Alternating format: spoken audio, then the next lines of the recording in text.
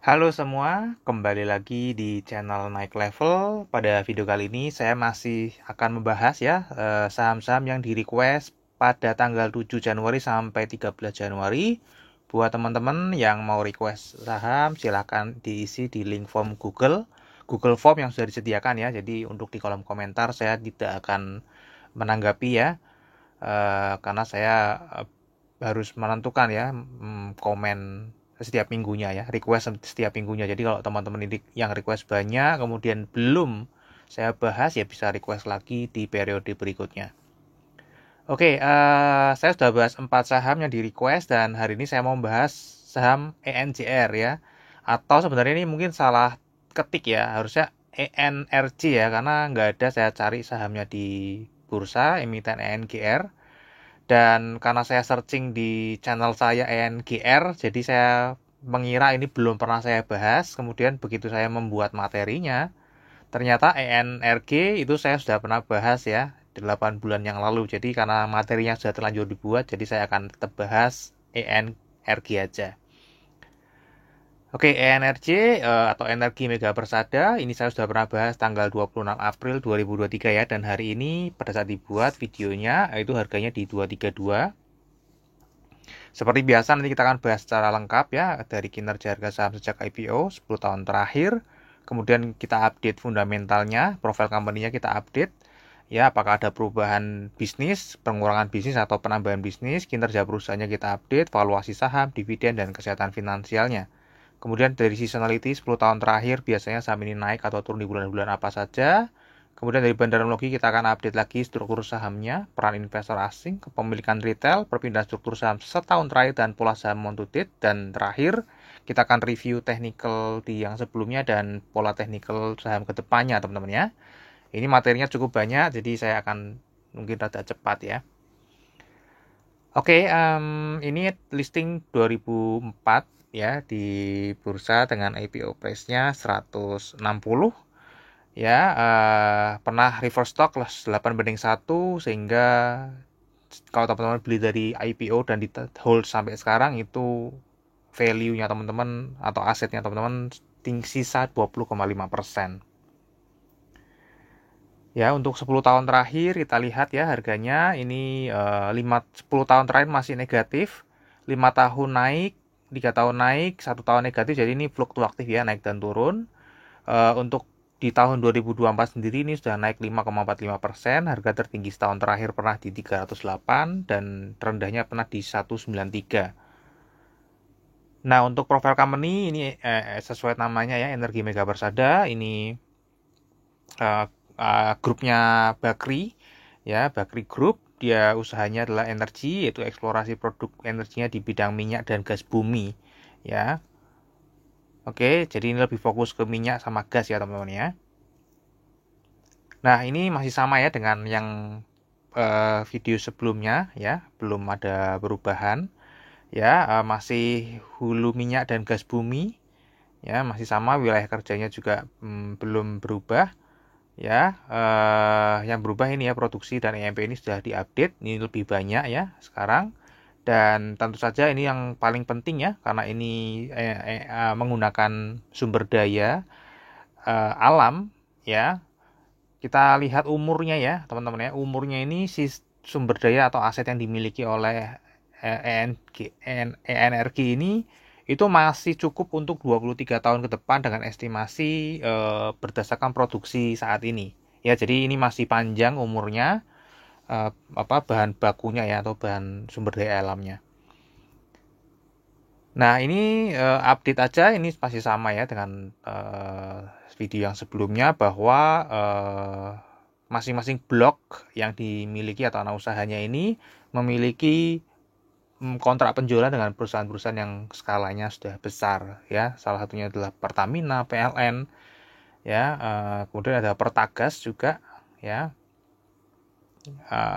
Ya, dan yang ini ya ada Petrokimia Gresik ya. Ini masih sama dengan yang sebelumnya. Jadi belum ada perubahan yang berarti dari video saya yang terakhir untuk kinerjanya. Nah, ini update untuk kinerja laporan keuangannya ya, teman-teman ya. Untuk gas bumi ini masih mendominasi ya, masih mendominasi, belum banyak berubah, minyak mentah 32%. ya. Jadi lebih dominan atau 2/3-nya dari gas bumi, 1/3-nya itu dari minyak mentah, teman-teman ya. Kemudian kalau kita update sedikit ya mengenai tadi kan dari gas bumi 2/3, kemudian dari minyak mentah ya kita update juga. Di video yang sebelumnya saya info bahwa kinerjanya itu mirip-mirip di 2020 ya. Karena ini harganya seperti ini waktu itu ya, hampir 2020, ternyata di luar ekspektasi di semester 2 naik lagi. Jadi ini secara natural gas ya, mestinya kinerjanya di tahun 2023 ini di atas 2020 tapi di bawah 2021 ya. Kemudian untuk yang crude oilnya ini di atas 2020 dan di atas 2021. Namun ini karena bobotnya hanya sepertiga, jadi kemungkinan besar tetap akan kinerjanya di atas 2020 dan di bawah 2021 kemungkinan ya. Nah, kalau kita lihat ya untuk jangka panjangnya ini fluktuatif ya, tergantung dari harga komoditas, laba kotornya juga sama, laba usahanya juga sama, dan ini saya akan update karena di video yang sebelumnya saya tidak menyebutkan ini ya. 2015 dan 2016 ini hilang, ada kerugian besar sekali. Ini dari apa? Ternyata ini hanya dari penghapusan aset teman-teman ya. Nanti kita akan bahas di slide berikutnya. Nah, ini adalah estimasinya teman-teman ya. Tadi sudah saya infokan bahwa prediksi annualized 2023 itu di atas 2020 namun di bawah 2021 ya. Karena tadi 2/3-nya itu di atas 2020 dan di bawah 2021, namun yang sepertiganya memang di atas sebenarnya ya. Jadi masih tetap di bawah 2021 ya. Jadi ini memang benar-benar bergantung pada harga komoditas ya perusahaannya ya. Jadi turun nih estimasinya. Dan ini tadi saya sudah sebutkan ya, 2015 dan 2016 ini laba bersihnya tiba-tiba anjlok dalam sekali karena ada penghapusan aset. Saya cek ya, di sini ada rugi penurunan nilai, ada penghapusan aset juga teman-teman ya. Jadi ada kontrak di beberapa blok yang dihentikan sehingga asetnya dihilangkan atau dihapus bukukan. Dan saya cek ini tidak mempengaruhi cash flow, jadi sebenarnya kerugian ini itu hanya bersifat pembukuan atau tidak ada kerugian secara uang ya. Jadi sebenarnya tidak ada masalah ya teman-teman ya. Hanya bersifat pembukuan saja ya, seolah-olah perusahaannya rugi padahal secara cash ya tidak ada kerugian. Ya, hanya kerugian dari sisi pembukuan. Nah, ini secara detail total pendapatan di kuartal 3 2023 ya masih turun 12,4% sesuai tadi ya prediksinya. Nah, kemudian laba kotornya juga turun dan ini laba bersihnya justru malah naik ya. Naik 5% teman-teman ya. Oke, kemudian valuasi sahamnya kalau kita lihat saat ini itu ada di 0,59 di mana rata-ratanya di 0,54 ya, dan saat ini itu di atas rata-rata PBV-nya teman-teman ya. Jadi sedang di atas rata-rata, memang diperdagangkannya ya di 0,54 ya rata-rata. Ini pernah 2016 sampai 2 kali ya, sampai 2 kali. Saya nggak ngerti apakah ini karena harganya yang naik atau nilai bukunya yang turun ya. Namun kalau kita lihat average-nya memang jarang ya diperdagangkan di price to book value 1, dan ini saat ini sedang ada di atas rata-ratanya. Nah, untuk pair-nya juga sama, saat ini sedang di atas rata-ratanya di mana pair-nya biasanya di 2,3. Ini pernah negatif ya, teman-teman ya, pernah negatif. Kemudian saat ini ada di 6,1. Ya, jadi ini secara PBV dan secara pair masih di atas rata-rata biasanya ya. Nah, untuk earning yield sendiri ini memang cenderung unpredictable ya, tidak bisa diprediksi ya, kadang murah sekali, kadang kadang rugi mahal sekali. Jadi ini susah sekali diprediksi. Namun untuk saat ini ya earning yield-nya ada di 16,3%, jadi terbilang murah ya untuk saat ini teman-teman ya. Dimana average-nya itu malah negatif ya, karena ini 2015 dan 2016 ini karena tadi sudah disebutkan ya, meskipun itu sifatnya hanya pembukuan saja. Nah, berapa harga wajarnya teman-teman berdasarkan data atau data-data yang disajikan per kuartal 3 2024 dan per hari ini ya untuk harganya ya. Untuk valuasi earning yield 10-15% itu book value-nya ada di 394. Jadi harga wajarnya itu ada di 0,64 sampai 0,96. Jadi PBV saat ini tadi 0,5 itu masih masuk harga murah ya, valuasi ya, di mana harga wajarnya itu ada di 253 sampai 380 ya, atau harga saat ini 232 itu terdiskon 8 sampai 39% dari harga wajarnya. Nah, untuk dividen sayangnya ini hanya 1 kali bagi dividen ya. Kemudian untuk forecast di tahun 2024 ini ya kemungkinan juga tidak akan membagikan dividen ya, padahal ini mencetak laba terus. Kesehatan finansialnya ternyata tidak begitu oke ya, secara quick ratio-nya ini juga di bawah 1, jadi mungkin sedikit harus diperhatikan, karena ratio juga di bawah 1, mungkin sedikit harus diperhatikan juga. Ya, untuk debt to equity ratio-nya sebenarnya secara kuartal nih oke teman-teman ya, karena dia menurun terus nih ya, menurun terus. Dan kalau kita lihat di tahunannya ya memang sebenarnya rata-rata di bawah 1 ya, hanya kan di 2016 dan 2017 ini yang cukup tinggi ya. Nah, ini saya juga nggak ngerti apakah ekuitasnya yang turun. Saya nggak cek teman-teman ya, karena saya nggak mungkin ngecek secara detail dan menjelaskan secara detail. Bisa saja bukan debt-nya yang naik, namun equity-nya yang berkurang ya. Karena tadi kalau kita lihat dari data sebelumnya juga price to book value-nya juga ada anomali tahun ini ya teman-teman ya. Oke, untuk seasonality kita lihat ya, potensi naik di atas 60% sebenarnya tidak ada ya.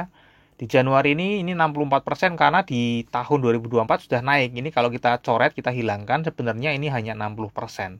Ya, hanya 6 kali naik dan 2 kali turun, 2 kali tidak bergerak. Ya, jadi tidak ada yang di atas 60% untuk seasonality-nya. Kalau kita lihat di tahun 2022 dia multi bagger ya, bukan multi bagger, ini juga tahun 2020 malah bagger ya. Jadi saham ini tipikal kalau naik ya dalam 1 tahun itu naiknya lumayan besar ya, lumayan besar. Kalau turun juga lumayan dalam juga ya. Jadi ini sangat fluktuatif sahamnya ya teman-teman ya. Oke, kita akan masuk ke bandarmologinya, ke struktur sahamnya. Ini tadi sudah disebutkan ya, milik Bakri Kalila Investment ya, jadi Bakri Group.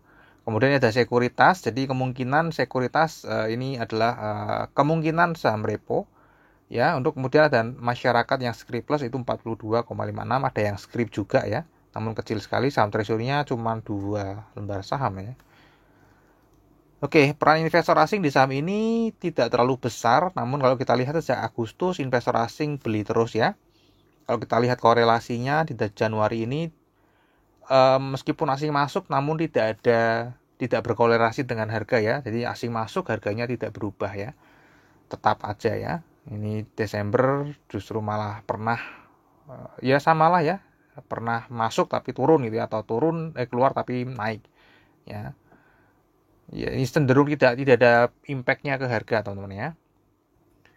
Kemudian untuk kepemilikan retailnya, kalau kita lihat setahun terakhir Desember ke Desember ini turun 346, dan November ke Desember turun juga 111. Jadi lumayan ya, dari setahun 346 turun terbesar sepertiganya itu ada turun di November ke Desember. Dan kalau kita lihat untuk setahun ya turun 346, jumlah lembar sahamnya turun, namun average per share-nya naik ya. Artinya yang keluar ini itu membawa keluar yang kecil-kecil lah. Intinya yang keluar ini adalah investor yang memiliki value di bawah rata-rata ya, sehingga rata-ratanya turun ya teman-teman ya, naik ya, karena yang keluar itu yang kecil-kecil, yang di bawah rata-rata. Jadi per orangnya yang keluar ini rata-ratanya cuma 1,4 juta. Jadi retail yang kecil ya, yang nominalnya cuma 1,4 jutaan ya. Kemudian untuk ini yang heboh ini adalah di November ke Desember teman-teman. Kalau kita lihat 111 orang, jumlah lembar sahamnya turunnya cukup drastis ya. Kita lihat dari 3,3 miliar jadi 2,9 miliar, turun hampir 400 juta. Ya, average per share-nya ikut turun dan value per hodlernya turunnya cukup dalam. Dan kalau kita bagi ya, jadi November ke Desember ini ada yang keluar atau ada yang exit investor retail lokal besar juga, jumlahnya 89,3 miliar atau per orangnya itu kira-kira 805 juta. Ya, jadi ini cukup besar di November ke Desember ya. Jadi kalau saya cek itu harganya memang naik Ya, jadi mungkin ada retail yang beli pas harganya di bawah, kemudian dia taking profit ya di atas. Kemudian untuk perpindahan struktur sahamnya lebih detail selama setahun terakhir, ini tadi dikuasai lokal corporate, tadi ini pengendali ya teman-teman ya. Dan ini kalau kita lihat, saya di video sebelumnya juga sama, ini pengendalinya lepas saham dan diambil oleh sekuritas. Jadi kemungkinan besar ini adalah direpokan ya, atau di saham gadai, karena yang bertambah adalah sekuritas. Jadi ini bukan bentuk distribusi sih ya, tapi bentuk gadai ya teman-teman ya. Biasanya kalau gadai itu harga sahamnya terjaga biasanya ya, ada batasnya, ada batasan perjanjian ya. Dan kalau kita lihat lokal ID di sini berkurang ya, cukup drastis. Ini kita lihat tadi dari November ke Desember menukik ya, cukup dalam ya, berkurang 0,01%. Ya, yang lainnya sih pergerakannya tidak terlalu berarti ya. Jadi ini memang sahamnya dari pengendali pindah ke sekuritas, kemudian investor retail lokal juga ada yang buang besar. Yang lainnya kecil-kecil ya pergerakannya ya. Nah, untuk month to date sendiri kita lihat ya.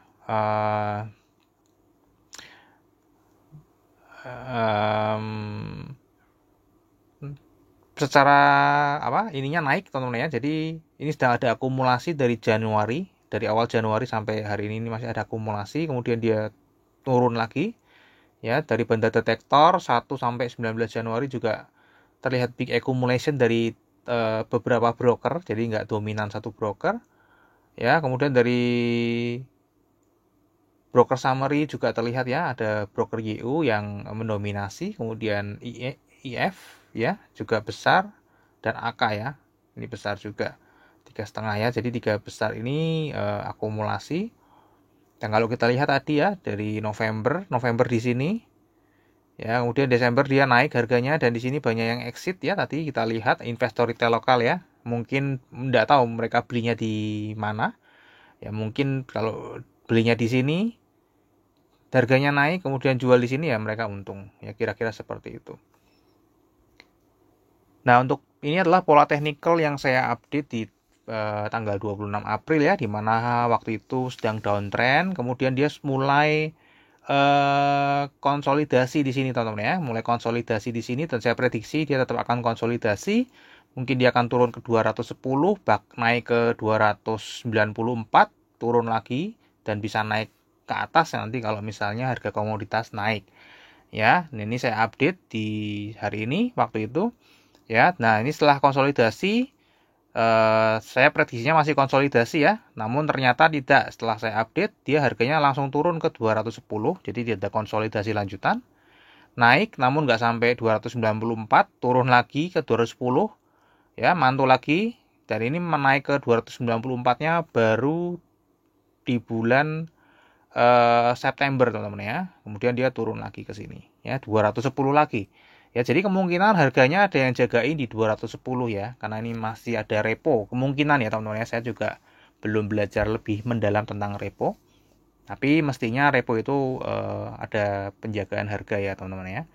Ya, jadi ini masih sekarang dari 232, dan kalau kita lihat volumenya juga turun teman-teman ya, dari 20 M per hari yang dulu, kemudian sekarang hanya 6,7 M per hari ya.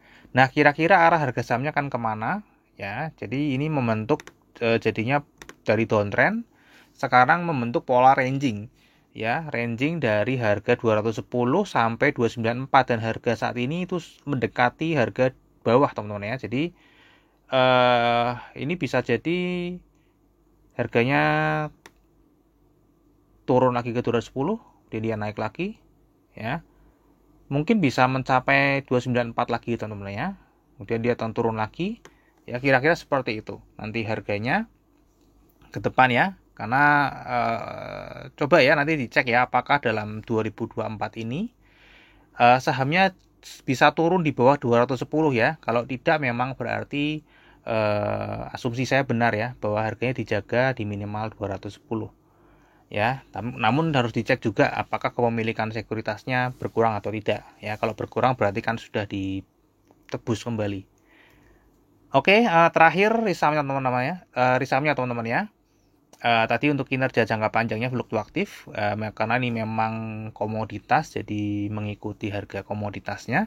Kinerja jangka pendeknya turun, valuasi murah, rutin bagi dividen. Sini tidak rutin bagi dividen ya, saya salah, tidak rutin bagi dividen, baru satu kali. Jadi 2024 saya asumsikan tidak membagikan dividen juga.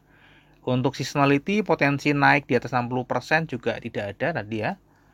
Kemudian untuk bandarmologinya,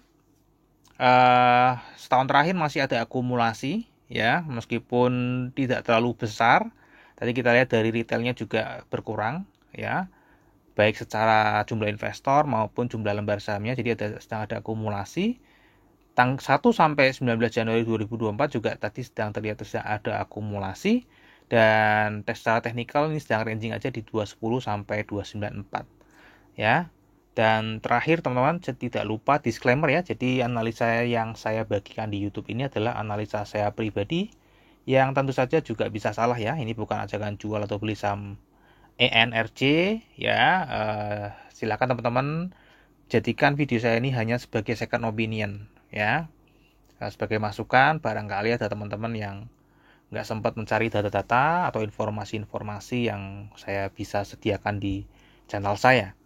Oke, mungkin sampai di sini dulu aja analisa saham ENRJ ya. Semoga bisa bermanfaat. Kita akan ketemu lagi di video yang berikutnya.